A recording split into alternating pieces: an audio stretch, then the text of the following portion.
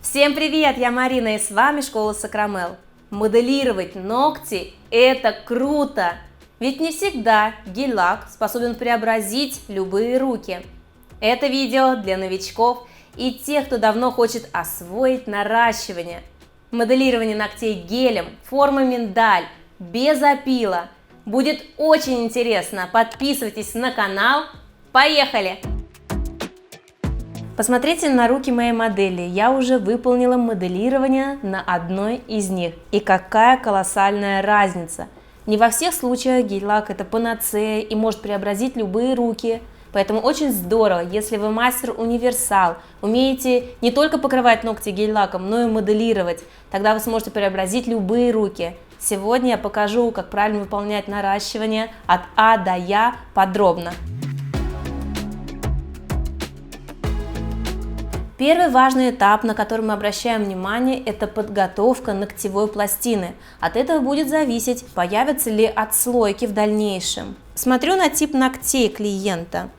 Ногти у нас ровные, с небольшой аркой. Над кутикулой вижу красную область, значит близко располагаются капилляры. Мне нужно выполнять крайне аккуратно маникюр. Поэтому сейчас я приподниму кутикулу при помощи апельсиновой палочки и алмазной фрезы, а срезать кутикулу буду уже потом. Обычно я выполняю сразу маникюр, но если вы только учитесь, большая вероятность поранить клиента при опиле. Сделайте приподнятие кутикулы, зачистите птериги и только потом, после моделирования, срежьте кутикулу. Для приподнятия кутикулы выбрала насадку с красным абразивом, потому что кутикула чувствительная. На форварде на скорости 15-17 тысяч оборотов прорабатываю левую сторону сразу на всех 10 ногтях. Многие спрашивают, можно ли делать классический обрезной маникюр перед моделированием. Можно, но не стоит сильно распаривать руки, так как ногти напитаются влагой и впоследствии это может привести к отслойкам. Выключаю скорость, переключаю направление вращения, обрабатываю правую сторону кутикулы, боковые пазухи, валики. Напоминаю, что кутикулу я не буду срезать, сделаю это позже.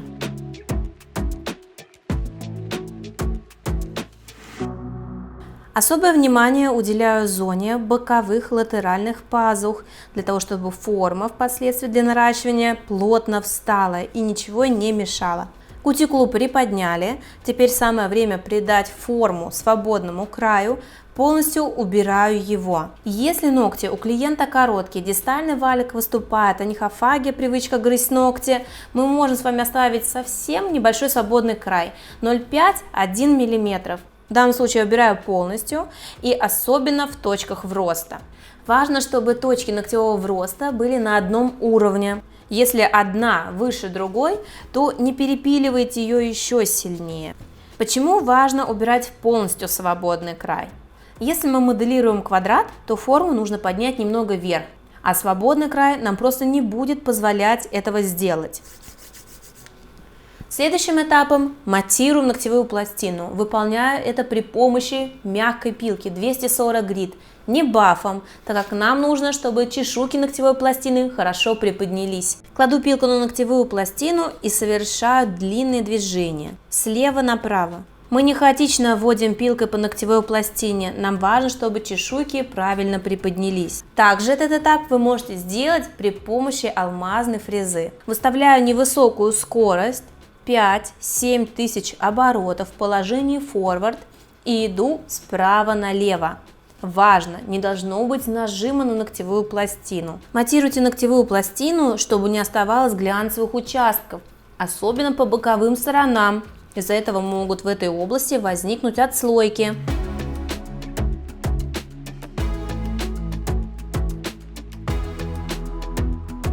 Следующим этапом мы наносим подготовительные адгезивные препараты. Первый – это дегидратор, который глубоко подсушивает ногтевую пластину. Второй шаг – это бескислотный праймер, который, подобно двустороннему скотчу, улучшает сцепку между искусственным материалом и натуральной ногтевой пластиной. Третий шаг – это гелевая база. Ее вы можете заменить на базу для гель-лаковой системы. Но нужно протестировать, насколько она хорошо будет дружить с вашим моделирующим гелем. То есть 3 пункта, которые обеспечивают хорошую сцепку, и их пропускать нельзя. Дегидратор наношу быстро на всю ногтевую пластину, не боясь попадания на кожу. Праймер же наоборот, сильно отжатой кистью, иногда я ее осушаю о салфетку, и одной такой кисточки нам хватит на несколько ногтей. Если будет переизбыток праймера, это также может привести к отслойкам. Важно не попадать на кожу, в боковые пазухи, так как после праймера образуется липкость, в пазухе затечет гель. Праймеру необходимо некоторое время, чтобы излишки испарились. Буквально вы нанесли на 10 ногтей и можете с первого ногтя покрывать базой. Базовый гель наносим всегда тонким слоем, втирающими движениями. То есть кисть делаем вперед-назад, для того, чтобы материал проник между чешуек ногтевой пластины и обеспечилась лучшая сцепка. Для этого можно использовать и отдельную кисть, не обязательно из флакона. Существуют прозрачные однофазные гели, под которые можно не наносить базу, но зачастую я перестраховываюсь и все равно ее наношу. Отправляю в лампу на просушку на 2 минуты. Мой самый любимый этап, я знаю, для мастеров самый сложный, это постановка форм. Они у нас бывают разные: бумажные, пластиковые, металлизированные. Для новичка важно, чтобы они имели хорошее клеевое основание, чтобы не раскрывались во время просушки в лампе, чтобы имели дополнительную разметку, чтобы вам было удобнее их вырезать. Хотелось бы более подробно остановиться именно на этом этапе. Смотрю на ногти моей модели, они сильно расклешаются, поэтому я рекомендую выбирать формы на заужение. И сегодня мы выполним моделирование формы миндаль. Оторвите одну формочку, уберите окошко и при помощи ножниц вырежьте его. Так будет проще работать мастеру-новичку, потому что форма не будет надоедливо постоянно прилипать к вашим перчаткам. Первым этапом мы с вами скручиваем форму, потому что наша ногтевая пластина имеет арку, и форма должна ее повторить. В таком скрученном состоянии подставляю форму к ногтевой пластине. При этом вижу зазор между ногтем и формой. Чтобы его не было, я могу поднять формочку вверх. У меня его не будет. Но при этом и сама форма улетит наверх. Такая постановка не свойственна для формы миндаль. Она должна идти ровно или немного даже под наклоном вниз, в зависимости от длины ногтей. Мы выбрали среднюю длину, форму будем ставить ровно. Для того, чтобы убрать зазор между ногтем и формой, нам нужно убрать те части формочки, которые мешают, которые выталкивают ее. Поэтому сейчас, заводя ножницы, я делаю углубление шире, не глубже, а именно шире. Вот такое квадратное окошко у нас получилось. Снова поставляем к ногтевой пластине, и зазора теперь нет. Следующим этапом нам нужно сделать насечки для того, чтобы освободить боковые валики, чтобы они не выталкивали форму, чтобы она не стояла широко. Я отмечаю от точек вроста линии по диагонали. При этом смотрите, чтобы центральная линия была в продолжении центральной оси пальца. Если вы мастер-новичок, чтобы не мучиться с этими ушками, вы можете просто сделать насечки по 7 мм в глубину. И тогда форма свободно обклеится под ногтевой пластиной, и боковые валики не будут нам мешать. А можно все-таки вырезать углубление для валиков. Просто закругляем, и получается такое ушко. С другой стороны то же самое. Если перевернуть формочку, то в вырезанном состоянии она будет вам напоминать Микки Мауса либо медведя с круглыми ушками. Кто из вас увидел мишку? Ставьте пальчик вверх. Еще раз прикладываем форму к ногтю, проверяем, что ничего не мешает. И только теперь на этом этапе я снимаю форму с подложки и тут же ее склеиваю. Склеить необходимо ровно, четко, ушко к ушку. Делаю тоненькую петельку. Так выглядит подготовленная форма.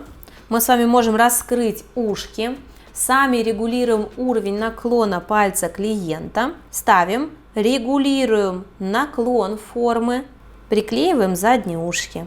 Отворачиваем руку от себя, смотрим на симметричность, чтобы форма не уходила в сторону. Если уходит в сторону, отклейте одно ушко и поправьте так, как надо. Только после этих манипуляций, когда мы убедились, что все хорошо и правильно, мы можем обжимать форму, делая ее чуть уже. При виде сверху мы видим с вами только треугольничек. Форма не должна быть широкой или раскрытой в этом месте, чтобы ногти визуально не получились как лопатки. Если верхние ушки склеены, это говорит о том, что форма стоит ровно, либо под небольшим наклоном вниз. Поскольку вы только учитесь моделировать, вам будет проще выполнять постановку форм по одному ногтю.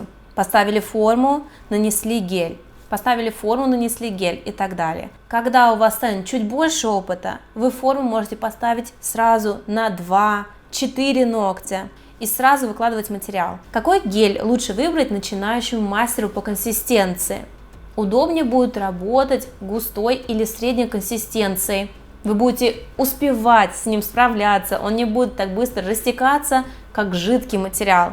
Обычно новичкам трудно работать с гелями желе, гелями суфле, потому что для их раскладки требуется большая сноровка. Для формирования подложек буду использовать гель высокой вязкости. В баночке он не растекается, но при нанесении равномерно распределяется. Использую синтетическую кисть для того, чтобы набрать материал.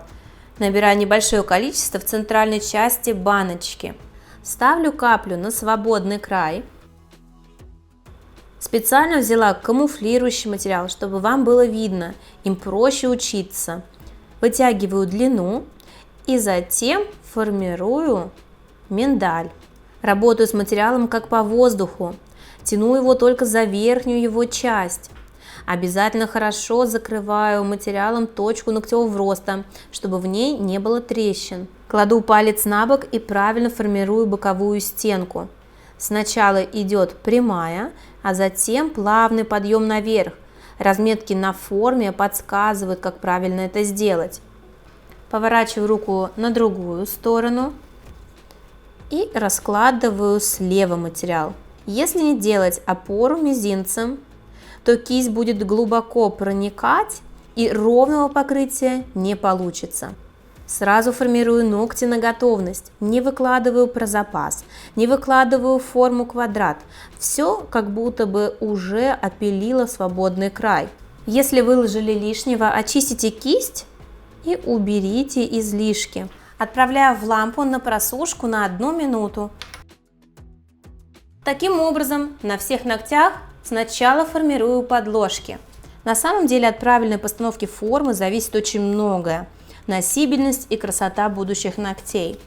И этот момент нужно просто оттренировать. Тренируясь ежедневно, вы очень быстро это освоите и форму будете подставлять без труда. Не ориентируйтесь по клеточкам, которые нарисованы на форме, потому что мы форму подрезаем и клеточки уходят. Сравнивайте длину, приложив кутикула к кутикуле. Убираем излишки, чтобы потом нам не пилить долго длину. На указательном ногтевая пластина растет вниз, поэтому вырезала форму в глубину. Обратили внимание, сейчас я сняла форму с подложки, но она сильно не прилипает к моим перчаткам, потому что я ее держу очень-очень аккуратно, едва касаясь, как крылья бабочки, которые не хочу повредить.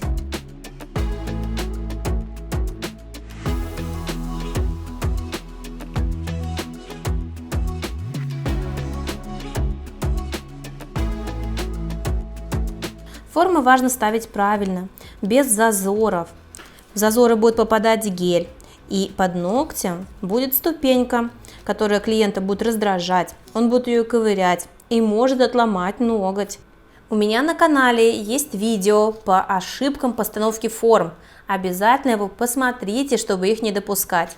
Подставляем форму, ставлю так, как мне удобно, без зазоров, но при этом вижу, что форма пошла вверх. Нет, не обманывайте себя, ставьте форму правильно и подрезайте ее. Форма должна идеально подходить, словно пазл друг к другу к ногтевой пластине. Ставьте. Если во время просушки клиент испытывает неприятные ощущения, жжение, информируйте его о том, что нужно убрать руку из лампы, подождать, пока пройдет жжение, и поставить обратно на окончательную полимеризацию. При несимметричном свободном крае, когда одна точка вроста выше, чем другая, форма будет также вырезана несимметрично, но при постановке все четко совпадет. Выкладываю гель, сравниваю длину, лишнее убираю кистью.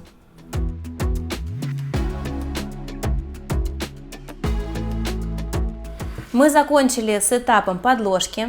Снимаем формы, обезжириваем, убираем липкий слой и подпилим свободный край. Важно это сделать тоже правильно. Отделяю, помогаю своим ногтем подложку от формы, сжимаю ее и опускаю форму вниз. Если поднимать вверх, то подложка тонкая может сломаться. Толщина подложки составляет 0,3-0,5 мм. Нравятся мои ролики? Хотите знать больше о маникюре? Предлагаю присоединиться к обучению и получить доступ к базе знаний школы Сакрамел. Более 20 видеокурсов для начинающих и опытных мастеров по цене одного с получением сертификата. Теперь они доступны по всему миру. Для подробной информации переходите по ссылке в описании. Обезжириваю. Придаем форму. Представьте, что вы придаете форму натуральную ногтям. Делайте изящный миндаль. При виде сверху вижу миндаль. А теперь поправляю нижние параллели. Прямая и плавный подъем наверх. Отворачиваю руку от себя, чтобы посмотреть симметричность. Во время опила будьте очень аккуратны, чтобы не сломать подложку. Убираю пыль, обезжириваю и приступаю к срезу кутикулы.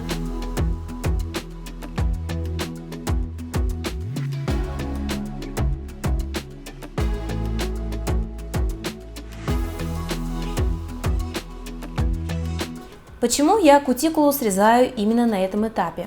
Потому что я хочу положить моделирующий гель ближе к кутикуле, чтобы меньше было видно отрастания. Также я его хочу выложить практически без опила, чтобы не травмировать такую тонкую чувствительную кутикулу. Для формирования архитектуры я возьму гель более жидкий, чтобы он быстрее саморазравнивался. Немного окунаю кисть в баночку. И тонким слоем промазываю всю ногтевую пластину в 3 движения, для того, чтобы гель самостоятельно распределялся по ней. Набираю большую каплю, соответствующую длине ногтя, ставлю на наивысшую точку, протягиваю. Излишки убираю обратно в банку. Под углом 45 градусов толкаю материал кутикуле по всему периметру, начиная слева, через середину, к правой стороне кутикулы. Образующиеся пузырики вы можете проколоть апельсиновой палочкой или кистью. Пальчик модели немного наклоняю вниз, чтобы не было затеков у кутикулы.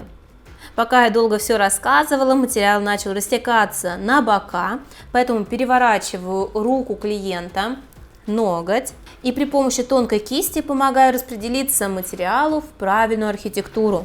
Представьте, что вы выполняете выравнивание ногтей базой, но для этого используйте просто такую густую базу. По итогу на поверхности мы с вами должны увидеть блик от лампы. Это будет свидетельствовать о том, что поверхность ровная, и мы можем отправлять на просушку. Если ногти у вашего клиента широкие, как в моем случае трапециевидные, их нужно поджать, чтобы они выглядели красиво, узко. Для этого я буду использовать зажим, прищепку. Когда клиенту станет горячо в лампе, это наивысшая точка полимеризации. Это говорит, что это тот самый момент, когда мне нужно это сделать. Ставлю прищепку и отправляю в лампу на досушку. Важно, что больно быть не должно. Если клиенту больно, то вы неправильно поставили прищепку на кожу, клиенту она жмет. Поправьте и отправляйте на просушку. Продолжаем выполнять такое моделирование гелем на остальных ногтях. Увлажняем поверхность, набираем моделирующую каплю, ставим на наивысшую точку, очищаем кисть в баночке, распределяем у кутикулы по всему ее периметру. Следите, чтобы не было затеков Это очень важно, потому что каждый затек станет отслойкой. Подписывайтесь на мой инстаграм, там вас ждет еще больше полезной информации. Так выглядят ногти после моделирования. Если вам что-то не нравится, где-то материал затек, вы можете снять липкий слой и подпилить. Теперь можно покрывать ногти цветным гель-лаком или топом, или сделать дизайн, то, что вы хотите, и то, что хочет ваш клиент. По итогу ногти должны получиться изящными, тонкими в торцах, не более 1 мм, потому что вся архитектура у нас в центральной стрессовой зоне. Мы решили выполнить небольшой дизайн с фольгой и матовым топом. Будет очень красиво. Мне очень нравится, как выглядят минималистичные дизайны на камуфляже. Для дизайна мне понадобится вот такая тонкая фольга наподобие сусального золота. Любой базой тонко покройте ногтевую пластину, либо нанесите праймер для липкости, чтобы фольга прилипла. Отправляем на просушку на 10-15 секунд. Из золотой фольги более крупные фрагменты, из серебряной более мелкие.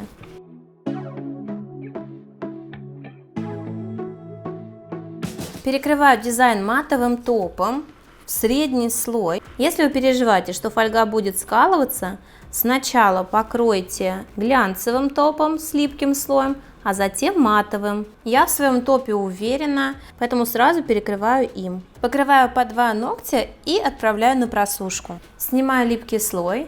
Теперь ставлю тонкой кистью капли топа там, где фольга. Топ при этом должен быть средней по консистенции, чтобы сильно не растекался. Быстро работаю по 1 ногтю и отправляю на просушку в лампу. Можно использовать лампу в виде трубки или фонарика, чтобы быстрее просушивать. Топ мы ставим в небольшую каплю. Получается такой 3D эффект за счет того, что основной ноготь покрыт матовым, а дизайн покрыт глянцевым. Сушу в лампе по 10 секунд, когда дойду до 4-го ногтя, просушу 30. Я и моя модель в полном восторге от преображения. Тонкие, изящные ногти. На моделирование одной руки без съемки у меня ушел 1 час, без возможности работать конвейером. У опытного мастера такая работа займет не более 2 часов. Пробуйте данную технику, применяйте, ставьте пальчик вверх, если информация была полезной. Всем успехов в работе! Пока-пока!